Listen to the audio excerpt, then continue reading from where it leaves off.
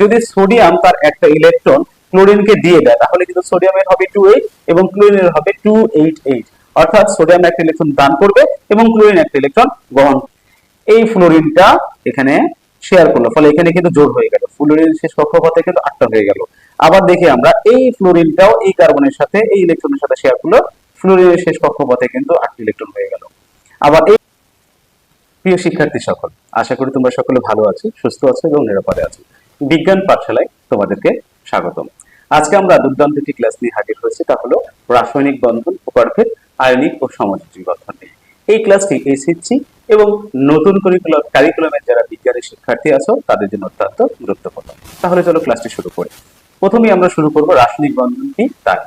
তো রাসায়নিক বন্ধন কি সেটা আলোচনা করার আগে আমরা কতগুলো অণু এবং সেই অণুতে কয় ধরনের মৌল রয়েছে এবং তাদের কতটি করে পরমাণু রয়েছে সেই সম্পর্কে জানবো। যেমন দেখো এখানে দেখতে পাচ্ছ এখানে পানির একটি অণু রয়েছে যাতে দুই ধরনের মৌল রয়েছে, একটি হলো হাইড্রোজেন এবং আরেকটি হলো অক্সিজেন, তাই না? এবং তাতে মোট পরমাণুর সংখ্যা হচ্ছে 3টি। আমরা আরো একটি অণু দেখি, অক্সিজেনের অণু, এখানে এক ধরনের মৌল রয়েছে, মোট পরমাণুর সংখ্যা 2টি। আরো একটি অণু দেখবো আমরা যেখানে সালফিউরিক অ্যাসিডের অণু, যেখানে 3 ধরনের মৌল রয়েছে, হাইড্রোজেন, সালফার এবং অক্সিজেন, এবং মোট পরমাণুর সংখ্যা হচ্ছে 7টি। আরেকটি অণু দেখবো আমরা ফসফরাস, যাতে 4টি পরমাণু রয়েছে কিন্তু একই ধরনের মৌল। এবং সর্বশেষ যে অণুকে দেখবো তা হলো আমরা গ্লুকোজ, যেখানে 3 ধরনের মৌল রয়েছে, কার্বন, হাইড্রোজেন এবং অক্সিজেন, কিন্তু মোট পরমাণুর সংখ্যা হচ্ছে মোট 24টি। অর্থাৎ একটি অণুতে কিন্তু ন্যূনতম একটি মৌল হতে হবে এবং পরমাণু হলে তার সংখ্যা ন্যূনতম 2টি হতে হবে। অর্থাৎ একটি মৌল দ্বারা অনুগঠিত হতে পারে এবং পরমাণুর ক্ষেত্রে 2 বা তার অধিক পরমাণু দিয়েও অনুগঠিত হতে পারে। তো এই যে অণুগুলোর মধ্যে কিন্তু পরমাণুগুলো একটি আকর্ষণ বল দ্বারা আবদ্ধ আছে, তাই না? এখন এই যে আকর্ষণ বল দ্বারা আবদ্ধ রয়েছে সেই আকর্ষণ বলটাই কিন্তু রাসায়নিক বন্ধন। তো এই বিষয়টি বোঝানোর জন্য একটি উদাহরণ আমি সেট করতে পারি। যেমন দেখো আমরা কাচের যে মার্বেল গুলো রয়েছে, রং বেরঙের অনেক সুন্দর মার্বেল রয়েছে, এগুলো তুমি হাতের মধ্যে নিয়ে একটি শেপ দিবে। শেপ দেওয়ার পরে সেটাকে তুমি যদি ছেড়ে দাও তাহলে কি সেটা ওই নির্দিষ্ট শেপে থাকবে? না, সেটা কিন্তু ছড়িয়ে পড়বে। পক্ষান্তরে তুমি যদি চুম্বক ধর্ম বিশিষ্ট মার্বেল নাও তাহলে তুমি কিন্তু সেটাকে ইচ্ছা মতো শেপ দিতে পারবে, তাই না?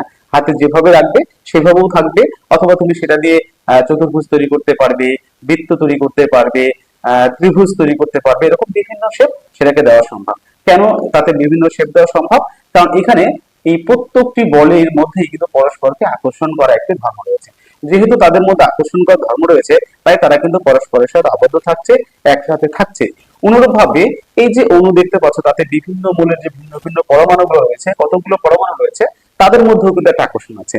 যে আকর্ষণের কারণে একটি অণুতে পরমাণুগুলো কিন্তু পরস্পরের কাছাকাছি থাকছে, পরস্পরের সাথে আবদ্ধ থাকছে। তো এই যে অণুতে পরমাণুগুলোর মধ্যে যে আকর্ষণ বল তাকে কিন্তু বলা হচ্ছে রাসায়নিক বন্ধন। এখন সেটাকে আমরা কিভাবে সংজ্ঞায়িত করব? ঠিক এইভাবে সংজ্ঞায়িত করব। একটি অণুতে এক বা একাধিক মৌলের 2 বা ততোধিক পরমাণু যে আকর্ষণ বলের দ্বারা পরস্পরের সাথে আবদ্ধ থাকে সেই আকর্ষণ বলটাকে বলা হচ্ছে রাসায়নিক বন্ধন। আশা করি তোমরা রাসায়নিক বন্ধন সম্পর্কে খুব সুন্দরভাবে ধারণা পেয়ে গেছো। এখন তাহলে চলো আমরা বন্ধনের প্রকারভেদ নিয়ে আলোচনা করি, বন্ধন কত প্রকারের হতে পারে। তো রাসায়নিক বন্ধন প্রধানত 2 প্রকারের হয়ে থাকে। একটি হচ্ছে আয়নিক বন্ধন, একে আবার তড়িৎদ্যুতি বন্ধন বলা হয়। আরেকটি সমযোজী বন্ধন, একে শেয়ার বন্ধন বলা হয়। এই দুটো বন্ধন ছাড়াও কিন্তু আরো 2 প্রকারের বন্ধন রয়েছে। একটি হলো সন্নিবেশ সমযোজী বন্ধন এবং আরেকটি হচ্ছে ঘাতক বন্ধন। তাহলে এখন আমরা রাসায়নিক বন্ধনের প্রকারভেদ সম্পর্কেও কিন্তু আমরা আইডিয়া পেলাম। তাহলে আমরা এখন কি করব? আয়নিক বন্ধন নিয়ে আলোচনা করব। আয়নিক বন্ধন কি সেটা সম্পর্কে আলোচনা করার আগে কোন কোন যৌগে আয়নিক বন্ধন রয়েছে সেটা একটু আমরা দেখে আসি। দেখো এখানে 3টি যৌগ রয়েছে, একটি হলো সোডিয়াম ক্লোরাইড, অপরটি ম্যাগনেসিয়াম অক্সাইড এবং অপরটি হলো অ্যালুমিনিয়াম টেট্রাক্লোরাইড বা অ্যালুমিনিয়াম ক্লোরাইড যাকে বলা হয়। তো এখানে এই 3টি যৌগকে আয়নিক যৌগ বলা হয় কারণ তাদের মধ্যে আয়নিক বন্ধন রয়েছে। এখন এই 3টা যৌগকে যদি আমরা বিশ্লেষণ করতে যাই তাহলে দেখবো যে 3টা যৌগের বাম পাশের যে মৌলটি সেটা কিন্তু ধাতব পরমাণু এবং ডান পাশের যে মৌলগুলো যেমন ক্লোরিন, অক্সিজেন এবং ক্লোরিন এগুলো কিন্তু অধাতব পরমাণু। ওকে, তাহলে আমরা একটা বিষয় কিন্তু এখান থেকে বুঝতে পারছি আয়নিক বন্ধন গঠিত হবে ধাতু এবং অধাতুর মধ্যে, তাই না? আরো একটু বিষয় সম্পর্কে জানার জন্য আমরা সোডিয়াম ক্লোরাইডের বন্ধনটা কিভাবে হলো বা সোডিয়াম বন্ধন গঠন করার ক্ষেত্রে সোডিয়াম এবং ক্লোরিন কি করেছে সেটা সম্পর্কে একটু আমরা ধারণা নিতে পারি।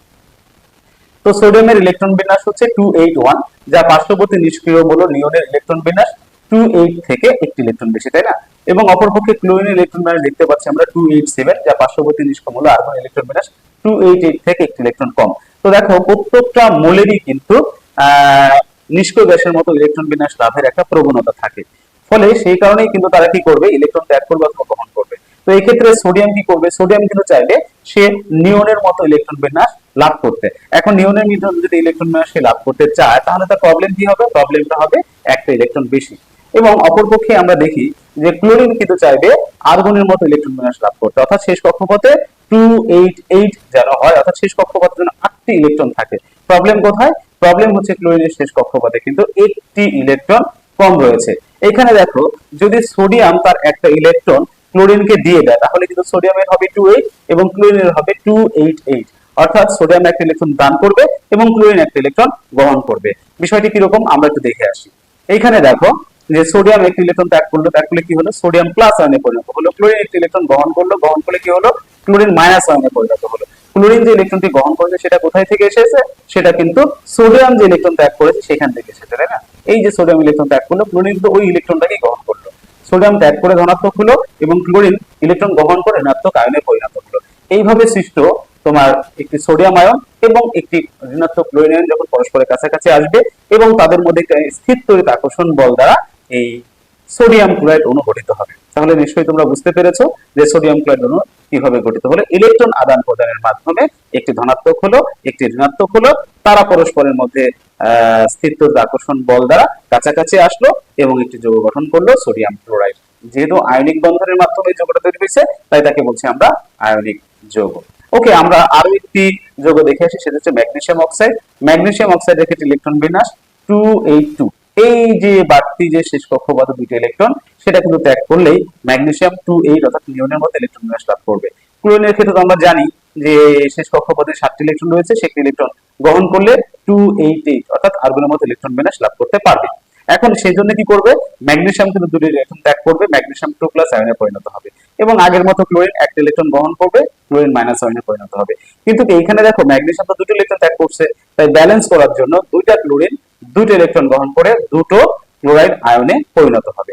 এখন এই যে ক্লোরিন দুটো ইলেকট্রন গ্রহণ করলো সেটা কোথা থেকে আসলো, সেটা কিন্তু ওই ম্যাগনেসিয়ামের ত্যাগকৃত ইলেকট্রন, অর্থাৎ ম্যাগনেসিয়াম যে ইলেকট্রনটা ত্যাগ করেছে সেটাই কিন্তু ক্লোরিন ইলেকট্রনটা গ্রহণ করে ঋণাত্মক আয়নে পরিণত হয়েছে। এখন অনুরূপভাবে এই যে ধনাত্মক এবং ঋণাত্মক আয়ন তারা কি করবে, তারা কিন্তু পরস্পরকে আকর্ষণ করবে এবং স্থির তড়িৎ আকর্ষণ বল দ্বারা ম্যাগনেসিয়াম ক্লোরাইড অণু গঠিত হবে। খুব সুন্দর। তাহলে এখন দেখো ম্যাগনেসিয়াম সোডিয়াম ক্লোরাইডের বন্ধন গঠন প্রক্রিয়া দেখলাম, ম্যাগনেসিয়াম অক্সাইডের বন্ধন গঠন প্রক্রিয়া দেখলাম, অ্যালুমিনিয়াম ক্লোরাইডের বন্ধন গঠন প্রক্রিয়া তোমাদের জন্য হোমওয়ার্ক থাকলো, তোমরা বাসায় এটাকে প্র্যাকটিস করবে। এখন দেখো এটাকে আমরা সংজ্ঞায়িত করি, কিভাবে আয়নিক যৌগটাকে আমরা সংজ্ঞায়িত করতে পারি। কিরকম ভাবে সংজ্ঞায়িত করতে পারি, ধাতব পরমাণু ইলেকট্রন ত্যাগ করে ধনাত্মক আয়নে পরিণত হবে এবং অধাতব পরমাণু ইলেকট্রন গ্রহণ করে ঋণাত্মক আয়নে পরিণত হয়। এইভাবে সৃষ্ট ধনাত্মক ও ঋণাত্মক আয়নের মধ্যে স্থির তড়িৎ আকর্ষণ বল দ্বারা আয়নিক বন্ধন গঠিত হয়। তাহলে আয়নিক বন্ধন কিভাবে গঠিত হয়, আয়নিক বন্ধন কাকে বলে সেটা কিন্তু তোমরা একদম ক্লিয়ার হয়ে গেলে। এখন তাহলে চলো আমরা যাই এই যে বন্ধন গঠন প্রক্রিয়াটা কিভাবে লিখবো আমরা এবং কিভাবে নোট করবো, এটা কিন্তু খুব ইম্পর্টেন্ট একটা বিষয়। দেখো এখন যে কারিকুলামটা রয়েছে বা এসএসসি পরীক্ষার্থী যারা, তারা কিন্তু এটা লিখতে হবে পরীক্ষার খাতায়, তাই না? কিন্তু নতুন কারিকুলামে যারা আছো তাদের কিন্তু এটা লিখতে হবে না পরীক্ষার খাতায়, কিন্তু তার মানে কি তোমাকে শিখতে হবে না? অবশ্যই শিখতে হবে। তোমাকে মাথায় রাখতে হবে না? অবশ্যই মাথায় রাখতে হবে। এর জন্য কি করতে হবে, তোমাকে কিন্তু নোট করে রাখতে হবে। তুমি যদি এটাকে নোট করে না রাখো তাহলে দেখা যাবে যে 1 বছর পরে তোমার কিন্তু এই বিষয়বস্তুগুলো আর মনে নাই। আর তুমি যদি নোট করে রাখো, বুঝে নোট করে রাখো, তাহলে যখনই তুমি কিন্তু এটা দেখবে তখনই কিন্তু তোমার মাথায় এটা আবার চলে আসবে এবং তুমি সেই আগের মতোই ধারণাটি সহজেই নিতে পারবে। তাই অবশ্যই তোমাদেরকে কিন্তু এই বিষয়বস্তুগুলোকে নোট করে রাখা উচিত। এখন তুমি কিভাবে নোট করবে, এখন এই প্রশ্নের উত্তর দিতে হলে তোমাকে 3টে অংশ লিখতে হবে, একটি বর্ণনা, একটি ইলেকট্রন বিন্যাস এবং একটি অরবিটাল চিত্র। তাহলে চলো আমরা একটি উদাহরণের মাধ্যমে দেখে আসি। যেমন দেখো এখানে একটি প্রশ্ন রয়েছে, সোডিয়াম ক্লোরাইডের বন্ধন গঠন প্রক্রিয়া ব্যাখ্যা করো। তার জন্য তোমাকে কি করতে হবে, প্রথমে লিখতে হবে বর্ণনা, তারপরে কি করতে হবে, তারপর ইলেকট্রন বিন্যাসের মাধ্যমে সেই বন্ধন গঠন দেখাতে হবে এবং সর্বশেষ কি করতে হবে, অরবিটাল চিত্রের মাধ্যমে সেটাকে উপস্থাপন করতে হবে। তুমি যদি এইভাবে তোমার উত্তরটি লেখো তাহলে এই উত্তরটি পরিপূর্ণ উত্তর হিসাবে থাকবে। তো ঠিক আছে, আমরা আয়নিক বন্ধন সম্পর্কে তো বিস্তারিত জানলাম, এখন সমযোজী বন্ধন সম্পর্কে একটু জেনে আসি। সমযোজী বন্ধন কি? এখন আমরা সমযোজী বন্ধনকে সম্পর্কে জানার আগে আমরা কিছু সমযোজী যৌগ দেখে আসি। পানি, অ্যামোনিয়া এবং কার্বন টেট্রাফ্লুরাইড, এই 3টি হচ্ছে সমযোজী যৌগ। এই সমযোজী যৌগতে আমরা একটু বিশ্লেষণ করব। আমরা দেখছি আয়নিক যৌগের মতোই এক্ষেত্রেও বাম পাশের যে মৌল সেটা কিন্তু অধাতব পরমাণু এবং ডান পাশের যে মৌল সেটা কিন্তু অধাতব পরমাণু, অর্থাৎ এই ক্ষেত্রে দুটো মৌলই কিন্তু অধাতব।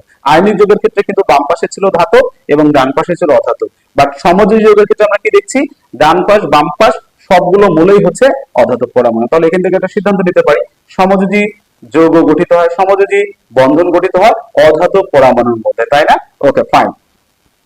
আর কি আমরা দেখব, এখন দেখব কার্বন টেট্রাফ্লুরাইডের বন্ধন গঠন প্রক্রিয়াটা। তো এখানে দেখো যে কার্বনের ইলেকট্রন বিন্যাস হচ্ছে 1s2 2s2 2p2 অর্থাৎ 6টি ইলেকট্রন, তাই না? বাট এটাকে যদি আমরা একটু বিস্তারিত ভাবে লিখতে চাই তাহলে কিন্তু এরকম ভাবে লিখবো 1s2 2s1 2px1 2py1 2pz1। মূলত এখানে p অরবিটালে দুটো ইলেকট্রন ছিল, কিন্তু হুন্ডের নীতিতে ইলেকট্রন বিন্যাস করার সময় এবং কার্বন যখন উত্তেজিত হয় বা বন্ধন গঠন করার সময় 2s থেকে কিন্তু একটি ইলেকট্রন, দেখো 2s থেকে তো দুইটা ছিল, সেখান থেকে একটি ইলেকট্রন 2pz1 এ 2pz এ প্রবেশ করে। তো এই ইলেকট্রন বিন্যাসটা কিন্তু হয়েছে হুন্ডের নীতির আলোকে। তো হুন্ডের নীতি সম্পর্কে আমার একটা দুর্দান্ত ক্লাস রয়েছে, আই বাটনে তোমরা সেটাকে দেখতে পাবে। অবশ্যই তোমরা যদি হুন্ডের নীতির ইলেকট্রন বিন্যাসটা ভালোভাবে বুঝতে চাও আমার সেই ভিডিওটা দেখে নেবে। তো এখন দেখো যে আমরা পার্শ্ববর্তী নিষ্ক্রিয় মৌলের ইলেকট্রন বিন্যাসটাও দেখে নিই। আবার ফ্লুরিনের ইলেকট্রন বিন্যাস প্রথমে দেখলাম আমরা স্বাভাবিকভাবে, এবং তারপর আমরা হুন্ডের নীতির আলোকে ইলেকট্রন বিন্যাসটা দেখলাম এবং সেই সাথে পার্শ্ববর্তী নিষ্ক্রিয় মৌলের ইলেকট্রন বিন্যাসটা দেখে নিলাম। এখন দেখো কার্বনের ক্ষেত্রেও কার্বনে কিন্তু চাইবে পার্শ্ববর্তী নিষ্ক্রিয় গ্যাসের মতো ইলেকট্রন বিন্যাস অর্জন করতে, এবং এর প্রতিবন্ধকতা কি, এর 4টি বিজোড় ইলেকট্রন রয়েছে। সুতরাং আবার আমরা দেখি ফ্লুরিনও চাইবে তার পার্শ্ববর্তী নিষ্ক্রিয় মৌল নিয়নের মতো ইলেকট্রন বিন্যাস অর্জন করতে, এর প্রতিবন্ধকতা কি, এর রয়েছে একটি বেজোড় ইলেকট্রন। অর্থাৎ এখানে যেহেতু দুটাই অধাতব পরমাণু তারা কিন্তু কখনোই কেউ ইলেকট্রন ত্যাগ করতে পারবে না, উভয় গ্রহণ করতে পারবে। অর্থাৎ কার্বনও ইলেকট্রন গ্রহণ করতে চাইবে এবং ফ্লুরিন ইলেকট্রন গ্রহণ করতে চাইবে, কিন্তু কেউ ত্যাগ করতে পারবে না। যেহেতু তারা ত্যাগ করতে পারে না, গ্রহণ করতে পারে, সুতরাং তাদের মধ্যে কিন্তু আয়নিক বন্ধন হবে না, আদান প্রদান হবে না। বাট এদের দুটোরই কিন্তু একটা কমন বৈশিষ্ট্য আছে, সেটা কি অধাতব পরমাণু কিন্তু তাদের শেষ কক্ষপথের ইলেকট্রন শেয়ার করতে পারে। তাই এখানে তারা করবে কি, শেয়ারের মাধ্যমে কিন্তু তারা প্রবলেমটা সলভ করতে পারে। চলো দেখে আসি আমরা কিভাবে তারা শেয়ার করে। এখন দেখো কার্বন পরমাণু তার দুটো কক্ষপথ রয়েছে, প্রথম কক্ষপথে থাকে দুটো ইলেকট্রন এবং শেষ কক্ষপথে থাকে 4টি ইলেকট্রন। এই 4টি ইলেকট্রন কিন্তু বেজোড় অবস্থায় রয়েছে, তাই না? 4টি বেজোড় ইলেকট্রন। আবার আমরা ফ্লুরিন পরমাণুর ক্ষেত্রে দেখি, ফ্লুরিন পরমাণুর কিন্তু দুটো কক্ষপথ, প্রথম কক্ষপথে 2টা এবং শেষ কক্ষপথে 7টি, তার মধ্যে এইটা কিন্তু বেজোড় অবস্থায় রয়েছে। এখন কার্বন কিন্তু তার 4টি বেজোড় ইলেকট্রন থাকায় 4টি ফ্লুরিন পরমাণুর সাথে সেই ইলেকট্রন শেয়ার করলে তার এই বেজোড় ইলেকট্রন গুলো জোড়বদ্ধ হবে। এখন কিরকম ভাবে সেটা শেয়ার করবে একটু আমরা দেখে আসি।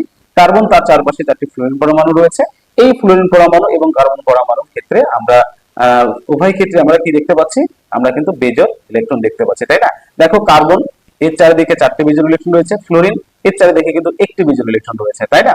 এখন কি করবে, এই বেজোড় ইলেকট্রনগুলোকে জোড় বাঁধার জন্য কি করবে, ফ্লুরিন কিন্তু এই একটা ইলেকট্রনের সাথে শেয়ার করলেই হচ্ছে, বাট কার্বনের কিন্তু 4টি ফ্লুরিন পরমাণুর সাথে শেয়ার করতে হবে। কিভাবে শেয়ার করবে, এই যে দেখো এই ফ্লুরিনটা এখানে শেয়ার করলো, ফলে এখানে কিন্তু জোড় হয়ে গেল, ফ্লুরিন শেষ কক্ষপথে কিন্তু 8টা হয়ে গেল। আবার দেখি আমরা এই ফ্লুরিনটাও এই কার্বনের সাথে এই ইলেকট্রনের সাথে শেয়ার করলো, ফ্লুরিনের শেষ কক্ষপথে কিন্তু 8টি ইলেকট্রন হয়ে গেল। আবার এই ফ্লুরিনটাও এই কার্বনের সাথে শেয়ার হলো, ফ্লুরিনের শেষ কক্ষপথ 8টি ইলেকট্রন হয়ে গেল। অনুরূপভাবে এই ফ্লুরিনটাও এখানে শেয়ার হওয়ার পরে ফ্লুরিনের শেষ কক্ষপথে 8টি ইলেকট্রন হয়ে গেল। এবং আলটিমেটলি 4টি ফ্লুরিন যখন কার্বনের সাথে শেয়ার সম্পূর্ণ হয়ে গেল, এখন কার্বনের চারপাশেও দেখো ইলেকট্রন সংখ্যা 1 2 3 4 5 6 7 8, অর্থাৎ শেয়ার করার পরে আমরা দেখতে পাচ্ছি যে কার্বন এবং ফ্লুরিন প্রত্যেক পরমাণুর চারপাশেই কিন্তু 8টি করে ইলেকট্রন রয়েছে, অর্থাৎ নিষ্ক্রিয় গ্যাসের মতো ইলেকট্রন বিন্যাস লাভ করেছে। এবং এইভাবে কার্বন এবং ফ্লুরিন ইলেকট্রন শেয়ারের মাধ্যমে কিন্তু কার্বন টেট্রাফ্লুরাইড গুলো গঠন করলো, তাই না? কি দারুণ একটা ব্যাপার। দেখো যে এখানে আদান প্রদান করতে পারেনি, কিন্তু শেয়ার করতে পেরেছে, শেয়ারের মাধ্যমে তারা কিন্তু সমযোজী বন্ধন তৈরি করেছে। অর্থাৎ সমযোজী বন্ধনের সামনে আমরা কি বলতে পারি, সমযোজী বন্ধন গঠিত হয় দুটো অধাতব পরমাণুর মধ্যে। এখানে প্রত্যেক পরমাণু তাদের শেষ কক্ষপথে নিষ্ক্রিয় মৌলের ন্যায় ইলেকট্রন বিন্যাস লাভের উদ্দেশ্যে সমান সংখ্যক ইলেকট্রন শেয়ারের মাধ্যমে যে বন্ধন গঠন করে তাকে সমযোজী বন্ধন বলে। তো আশা করি তোমরা এই বন্ধনের ক্লাসটি খুব ভালোভাবে বুঝতে পেরেছো। আমি খুব চেষ্টা করেছি তোমাদেরকে সহজভাবে এবং উদাহরণের মাধ্যমে সমযোজী আয়নিক বন্ধনগুলোকে দৃশ্যমান করার। তো সর্বোপরি আমার ক্লাসটি যদি তোমাদের ভালো লেগে থাকে তাহলে আমার ক্লাসটিকে লাইক করবে, কমেন্ট করবে এবং শেয়ার করার মাধ্যমে আমাকে উৎসাহিত করবে। তো তোমরা সকলে ভালো থেকো, সুস্থ থাকো, নিরাপদে থেকো। ধন্যবাদ সকলকে।